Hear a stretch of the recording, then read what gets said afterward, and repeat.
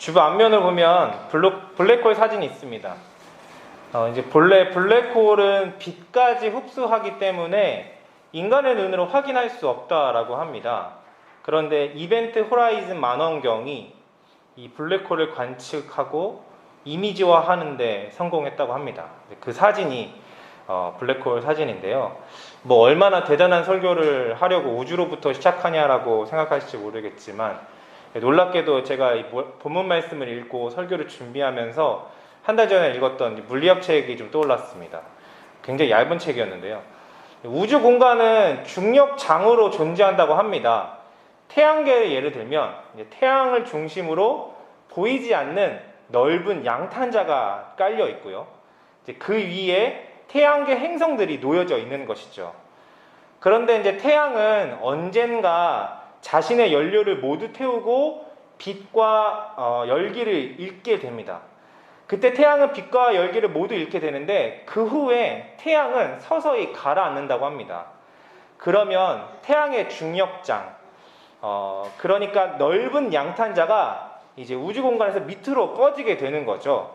그러면 마치 수채구멍에 물이 빠지듯 그 양탄자 위에 있는 모든 행성들이 빨려 들어가게 됩니다. 거대한 구멍이 생기면서 빛조차 빠져나오지 못할 구멍이 됩니다. 그 구멍으로 태양계에 있는, 즉 그 양탄자 위에 있던 행성들이 같이 빨려 들어가게 됩니다. 그게 바로 블랙홀이라고 합니다. 그러니까 물리학의 시간으로 계산해 보면 지구의 끝은 블랙홀이 되는 겁니다. 그 지구에 사는 인류의 끝은 블랙홀이 되는 거죠. 저에게는 이 사실이 적잖이 충격이었습니다. 왜냐하면 아무리 생각해도 블랙홀은 나와 아무런 상관이 없다, 나와 아무런 상관없는 공간이라고 생각을 해왔기 때문이죠. 너무 멀리 있고 너무 이질적이어서 나와는 아무런 상관없는 완전한 타자라고 생각을 했습니다. 그런데 물리학으로 설명을 해보면 인류의 끝은 블랙홀이 되는 거더라고요. 그래서 더 이상 블랙홀이 나와 상관없지는 않구나. 물론 제가 살아가는 인생에 블랙홀이 될 일은 거의 없겠지만 어쨌든 인류의 끝은 물리학적으로 계산해 볼 때 블랙홀이 되는구나 라는 생각을 해보게 됩니다. 블랙홀이야 그렇다고 치고 사실 얼마 전까지 제가 생각하는 완전한 타자를 또 하나 발견했습니다. 저와의 관계성을 한번 생각해 봄직했지만 이전까지는 저에게는 완전한 타자였습니다. 바로 영국 청년 마이클인데요. 지난달 저희는 영국 청년 마이클의 한국전쟁이라는 책을 함께 읽었습니다. 그런데 참 부끄러운 얘기지만 제가 이 책을 읽기 전까지 영국 청년 마이클이 한국전쟁에 참전했을지라도 저에게는 완전한 타자였습니다. 한국전쟁에 참전한 영국 청년들에 대해서 아무런 생각도 없었고요. 관심도 없었고요. 그들의 존재도 몰랐고 당연히 그들의 이야기도 몰랐습니다. 2, 3년의 참혹한 한국 전쟁을 경험하고 영국으로 돌아왔을 때 한국을, 또 한국 전쟁을 아무도 기억해주는 사람이 없었다라고 기록합니다. 그래서 그들은 한국 전쟁을 Forgotten War라고 부릅니다. 저 역시 이 책을 읽기 전까지 영국 참전 용사들은 제 인생에 사실 없는 존재였습니다. 아무런 관심도 없었고요. 어떤 이야기가 있는지, 누가 있는지도 몰랐기 때문이죠. 저로부터 영국 청년들이, 그 참전한 용사들이 완전한 타자일 수 없는데 저에게는 완전한 타자였습니다. 마치 블랙홀처럼요. 사도행전을 시작으로 바울 서신을 통해 이제 초대교회 이야기를 살펴보면요, 스스로 누군가를 완전한 타자로 만든 이야기들이 많이 나옵니다. 대표적인 관계가 바로 유대인과 이방인들이죠. 유대인들은 철저히 이방인들을 자신들로부터 구별합니다. 선택받은 자신들은 할례받지 못하고 율법을 모르는 이방인들과 교집합이 없다는 듯이 여깁니다. 이것은 유대인들이 예수를 주로 믿고 그리스도인이 된 후에도 계속이 됩니다. 그래서 많은 초대교회에서는 언제나 유대 그리스도인과 이방 그리스도인의 갈등이 있습니다. 그런데 사도행전을 가만히 읽어보면 그 완전한 타자로 여겨졌던 이방인들과 어떤 공동체가 되어가는지를 보여줍니다. 특히 오늘 본문 말씀에 있던 우리가 너무나도 잘 알고 있는 사도행전 1장 8절은 마치 예고편 같아 보입니다. 주님께서 이스라엘에게 나라를 되찾아 주실 때가 바로 지금입니까? 라고 제자들이 예수님께, 부활하신 예수님께 물어봅니다. 예수님은 그에 대해 그건 너희가 알 바가 아니다 라고 말씀하십니다. 그러면서 성령이 너희에게 임하면 능력을 받고 예루살렘과 온 유대와 사마리아에서 마침내 땅끝까지 이르러 내 증인이 될 것이다 라고 말씀을 하십니다. 그런데 사도행전을 읽어보면 놀랍게도 그 말씀 그대로 진행되는 듯 보여집니다. 먼저 사도행전 3장에서 4장을 보면 베드로와 예루살렘의 이야기가 나옵니다. 베드로는 예루살렘에서 유대인들을 대상으로 그리스도의 복음을 전합니다.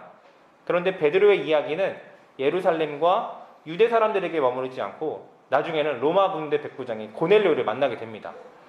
그리고 그를 포함하여 이방 사람들에게도 성령이 임하는 것을 보게 되죠. 자신에게 있어서 이방인이 완전한 타자가 아님을 알게 되는 순간입니다. 그리고 사도행전 8장을 보면요, 이번에는 빌립과 사마리아의 이야기가 나옵니다. 사마리아 역시 유대 사람들에게는 완전히 구별된 곳이었습니다. 하지만 빌립은 그곳에서 복음을 전하였고 사마리아 사람들이 하나님의 말씀을 받아들였다라는 소식이 예루살렘에도 전해집니다. 역시 완전한 타자로 여겨졌던 사마리아도 타자가 아님을 알게 됩니다. 그리고 사도행전 9장에서 바울의 회개가 기록되고 있는데요. 알다시피 이 바울을 통하여서 땅끝까지 복음이 전파가 됩니다. 이러한 이야기들이 모여져서 사도행전 15장에 기록된 듯이 예루살렘 회의가 열리고요. 그들은 그곳에서 이렇게 고백을 하게 됩니다. 사도행전 15장 9절인데요. 하나님께서는 그들의 믿음을 보셔서 그들의 마음을 깨끗하게 하시고 우리와 그들 사이에 아무런 차별을 두지 않으셨습니다. 라고 기록하게 되죠. 사실 우리에게 있어 어떤 누구도 완전한 타자가 될 수가 없습니다. 우리가 그렇게 여길 뿐이죠. 우리에게 있어서 완전한 타자가 될 수 있는 분은 사실 오직 하나님 뿐이십니다. 만약에 하나님께서 자기 자신을 완전히 숨기신다면 우리는 하나님을 결코 인식할 수가 없습니다. 하나님께서 자신을 완전히 숨기신다면 우리가 하나님께 도달할 수 있는 방법은 없습니다. 그래서 하나님만이 우리에게 완전한 타자가 될 수 있습니다. 그런데 우리는 하나님을 알고 하나님을 바라본다라고 표현하죠. 그리고 하나님을 향해 간다라는 표현도 씁니다. 우리는 말씀을 통해, 기도를 통해 또는 자연을 통해 하나님을 인식합니다. 하나님의 존재를 믿습니다. 함께 모여 우리가 믿는 하나님을 서로 확인하고 그 말씀대로 살아가려고 합니다. 이렇게 하나님은 우리를 향해서 자기 자신을 계시하셨습니다. 예수 그리스도가 바로 그 하나님의 계시죠. 블랙홀보다 더 멀리 계신 하나님께서 우리를 향해 들어오신 것입니다. 하나님께서 우리를 향해 자기 자신을 개방해 주신 거죠. 그리고 기꺼이 우리를 환대하신 겁니다. 그게 바로 구원이죠. 완전한 타자이신 하나님께서 우리를 환대하셨습니다. 우리를 향해 기꺼이 자기 자신을 개방하셨습니다. 사도행전을 시작하면서 예루살렘과 온 유대와 사마리아 땅끝까지 이르러 내 증인이 되라라고 말씀하십니다. 예수님의 증인이 된다라는 것 참 쉬운 일이 아니죠. 증인이 된다는 게 무엇일까요? 증인이 된다는 것을 정확하게 설명하기는 어렵겠지만 적어도 내가 완전한 타자로 여겼던 사람이 나의 이웃이 될 수 있다는 깨달음으로 시작할 수 있지 않을까요? 자신과 완전히 구별되었다고 여겼던 이방인들과 내가 차별이 없음을 깨닫고 그들과 공동체를 이룰 수 있다는 마음을 갖게 되고 함께 그리스도인이 되어가는 것, 그 자체로 증인의 삶을 시작할 수 있지 않을까요? 제자들은 예수님께 이스라엘에게 나라를 되찾아 주실 때가 지금입니까? 라고 질문합니다. 땅끝까지, 그런 질문에 예수님께서는 땅끝까지 증인이 될 것이다 라고 말씀을 하십니다. 그리고 승천을 하시는 예수님을 쳐다보는 제자들을 향해 흰옷을 입은 두 사람이 곁에 서서 어찌하여 하늘을 쳐다보며 서 있느냐라고 꾸짖습니다. 사실 제자들이 예수님께서 승천하시는 모습을 멍하니 쳐다볼 수 있거든요.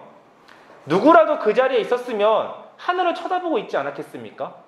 그런데 흰옷을 입은 두 사람이 나타나서 왜 어찌하여 하늘을 쳐다보고 있습니까? 라고 꾸짖습니다.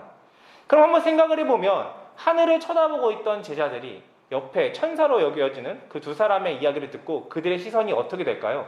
하늘을 쳐다보다가 땅을 쳐다보고 주변을 쳐다보게 되겠죠.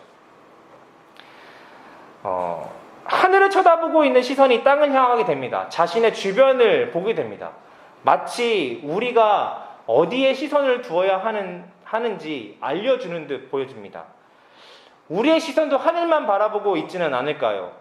우리의 시선이 하늘만 볼 게 아니라 우리의 주변을 바라봐야 하지 않을까요? 왜냐하면 오늘날 한국교회는 너무나도 많은 완전한 타자들이 있습니다. 애석하게도 신앙의 이름으로 함께할 수 없다라고 하는 사람들이 주변에 너무나도 많습니다. 도리어 우리의 신앙이 너무도 많은 타자들을 만들어냅니다. 사실 한국교회뿐만이 아니라 우리의 삶도 돌아봅시다. 하늘을 바라보며 신앙을 이야기하지만 우리에게는 너무나도 많은 타자들이 있습니다. 존재하지만 나에겐 존재하지 않는 사람들이 너무나도 많습니다. 사실은 기억해야 하지만 기억되어야 하지만 잊혀진 사람들이 너무나도 많습니다. 나에게는 완전한 타자여서 도무지 이웃이 될 수 없는 사람들이 우리 주변에는 너무나도 많습니다. 때로는 그게 신앙이라는 이름으로 그렇게 행해질 때가 많다는 것이죠. 완전하게 증인의 삶을 살아내기는 어렵습니다. 하지만 우리도 완전한 타자라고 여겨졌던 그들이 나의 이웃이 될 수 있다라는 그 깨달음, 그들과 함께 공동체를 이룰 수 있다는 마음으로 증인의 삶을 시작할 수 있지 않을까요?